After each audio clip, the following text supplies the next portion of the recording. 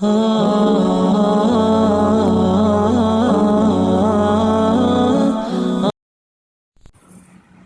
انسان بے حد تکلیف میں ہوتا ہے اور مسکرا کر یہ کہتا ہے کہ میں نے یہ معاملہ اللہ کے سپرد کیا، تو یقین مانے فرش سے لے کر عرش تک ہر چیز لرز جاتی ہے، اور وہ آہ سیدھا 7ویں آسمان تک پہنچ جاتی ہے۔ ٹوٹے ہوئے دل سے نکلی ہوئی دعا اور آہ کبھی بھی رائگاں نہیں جاتی، اور جب معاملہ اللہ کے سپرد کر دیا جائے تو ظالم بچ نہیں پاتا۔ وہ رحمان اور رحیم تو ہے، مگر کیا تم نے سنا نہیں، وہ ذوالجلال بھی ہے۔ کبھی کبھی درد کی شدت اتنی گہری ہوتی ہے، نظریں آسمان پر ہوتی ہیں اور ہم ہاتھ اٹھائے بس تک رہے ہوتے ہیں۔ اداسی اتنی خاموشی ہوتی ہے، بس الفاظ ساتھ نہیں دے رہے ہوتے ہیں۔ دل چاہتا ہے کہ بس اللہ تعالیٰ سن لے، خاموش صدا کی تڑپ بنا کہے جان لے، اور بس کن کہہ دے۔ آنکھیں پرنم ہوتی ہیں، ہم ہوتے ہیں اور ہمارا رب ہوتا ہے۔ بس ایک توکل، یقین، امید اور صبر ہوتا ہے۔ اللہ سے محبت کریں، زندگی کا ایک اصول بنا لیں۔ ہر خوشی ہر غم کا پہلا ہمراز اللہ کو بنائیں۔ اللہ سے باتیں کریں، اللہ کو دوست بنائیں، کیونکہ اللہ جسے تھام لے اور جو اللہ کی رسی تھام لے تو اللہ اسے کبھی تنہا نہیں چھوڑتا۔ اور لوگ تو بہت کچھ توڑ جاتے ہیں، امیدیں، خواہشیں، نہ جانے کیا کچھ، مگر اللہ تو محبت نبھاتا ہے۔ آپ اس سے باتیں کر کے تو دیکھیں۔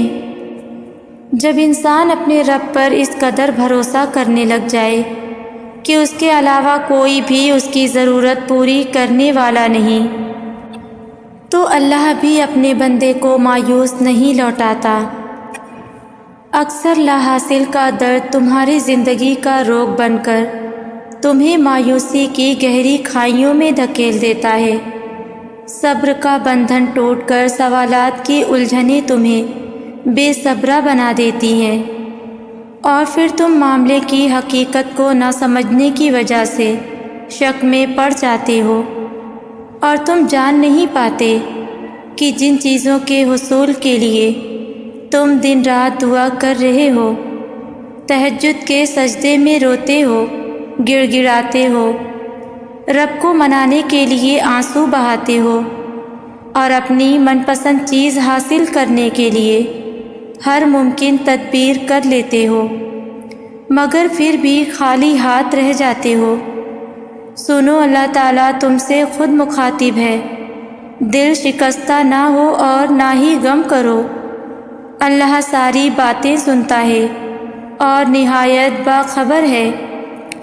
اصل حقیقت یہ ہے کہ زمین و آسمان کی تمام موجودات اس کی ملک ہے، اور جس بات کا وہ فیصلہ کرتا ہے اس کے لیے بس وہ حکم دیتا ہے، کن یعنی ہو جا، اور وہ ہو جاتی ہے۔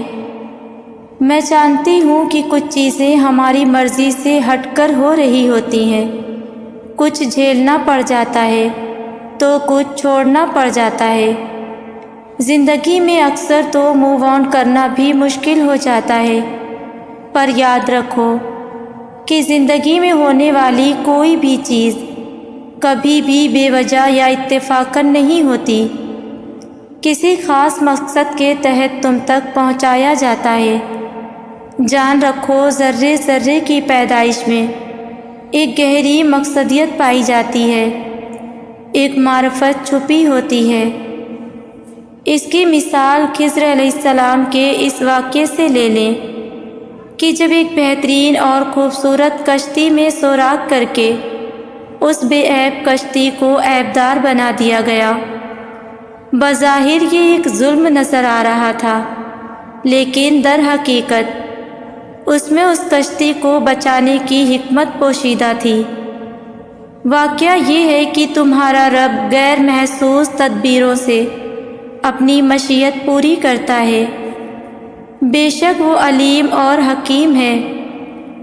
اصل میں تم صرف تعلق ٹوٹتا دیکھتے ہو اور لمیٹڈ سوچ کے اندر چیزوں کو سمجھ نہیں پاتے۔ سورہ بقرہ میں اللہ خود فرماتا ہے، شاید ہو سکتا ہے کہ تم کسی چیز سے محبت کرتے ہو، تم کسی چیز کو اپنے لیے اچھا سمجھتے ہو لیکن وہ تمہارے لیے اچھی نہ ہو، اور ہو سکتا ہے تم کسی چیز کو اپنے لیے برا سمجھتے ہو لیکن وہ اصل میں تمہارے لیے بری نہ ہو۔ اللہ جانتا ہے اور تم نہیں جانتے۔ جانتے ہو جس دن ایک انسان یہ فیصلہ کر لیتا ہے کہ اللہ مجھ سے بہتر جانتا ہے، اللہ تعالیٰ کی حکمتیں مجھ سے بہت بہتر ہیں، پھر وہ اللہ کی مرضی کی بات کرتا ہے۔ صحابہ کہا کرتے تھے کہ جب ہم دعا مانگتے ہیں اور ہماری دعا قبول کر لی جاتی ہے تو پھر ہمیں بہت خوشی ہوتی ہے، اور جب اللہ ہماری دعا قبول نہیں کرتا تو ہمیں اور بھی زیادہ خوشی ہوتی ہے کہ اب جو ہوگا میرے رب کی مرضی سے ہوگا، اور میرے اللہ کی مرضی میری مرضی سے لاکھ بہتر ہے۔ جانتے ہو اللہ تمہیں تمہاری ماں سے زیادہ چاہتا ہے، تو ایسا کیسے ہو سکتا ہے کہ اللہ تمہارے ساتھ وہ معاملہ کرے جو تمہارے لیے برا ہو؟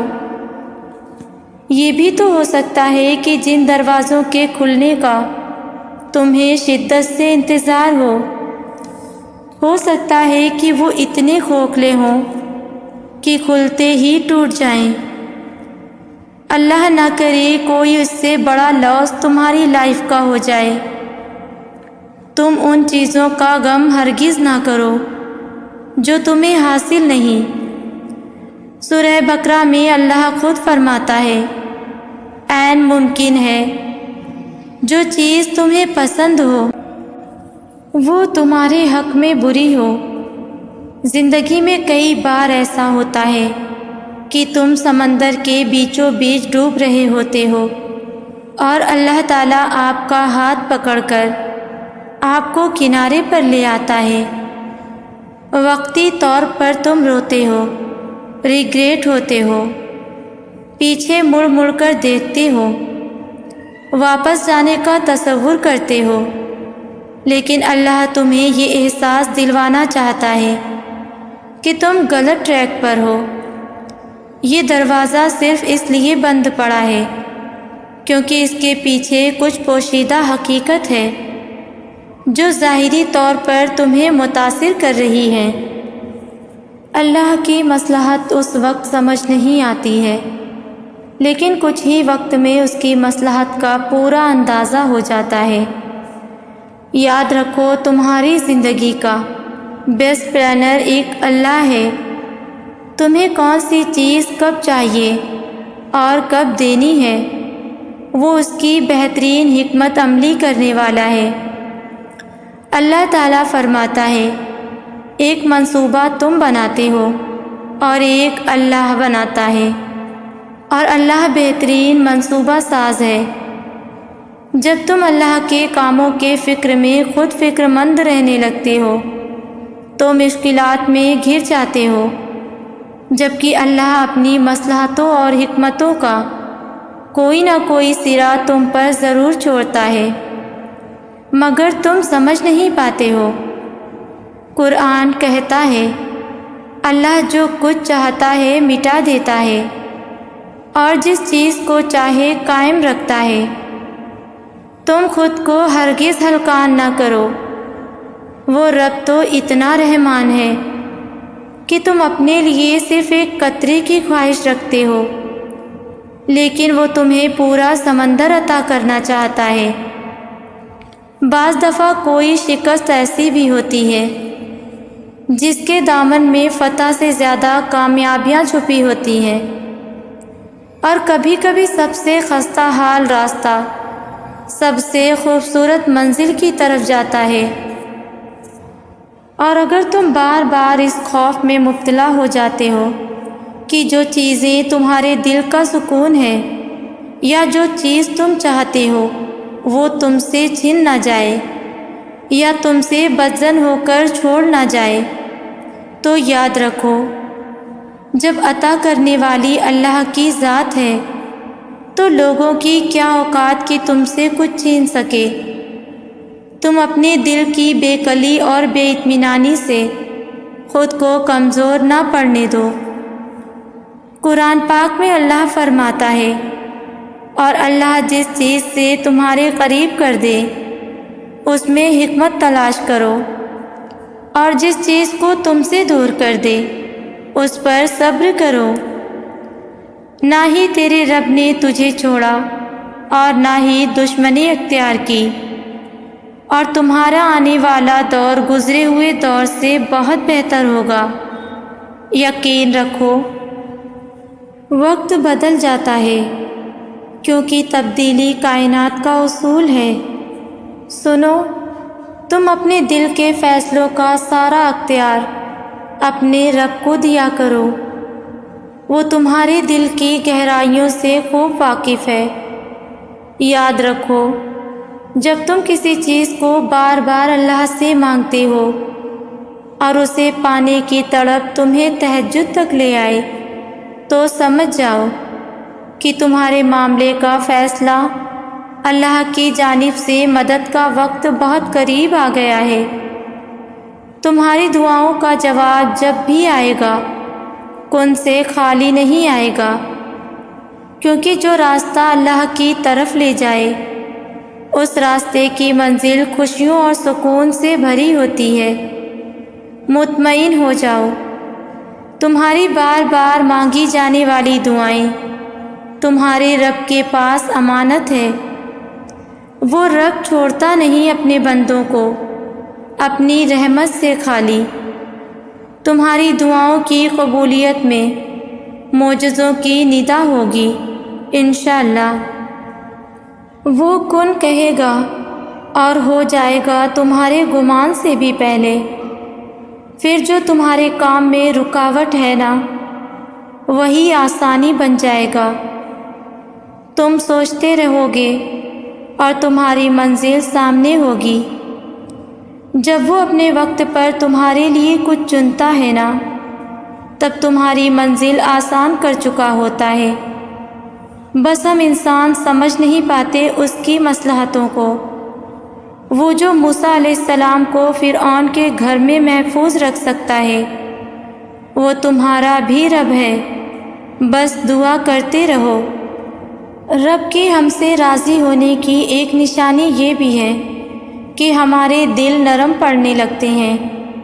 ہم اپنی نیکیوں پر غرور کرنا چھوڑ کر انہیں بھولنا شروع ہو جاتے ہیں اور گناہوں کو یاد کر کے ان پر پشیمان ہو کر توبہ طلب کرتے ہیں۔ پھر اس بات کا یقین بھی رکھتے ہیں کہ وہ بخشنے والا مہربان ہے۔ اگر ہم وہ گناہ دوبارہ جانتے بوجھتے نہ دہرائیں۔ اللہ پاک سے دعا ہے کہ اللہ پاک مجھے اور آپ سب کو اپنے حفظ و امان میں رکھے۔ آمین۔ جزاک اللہ۔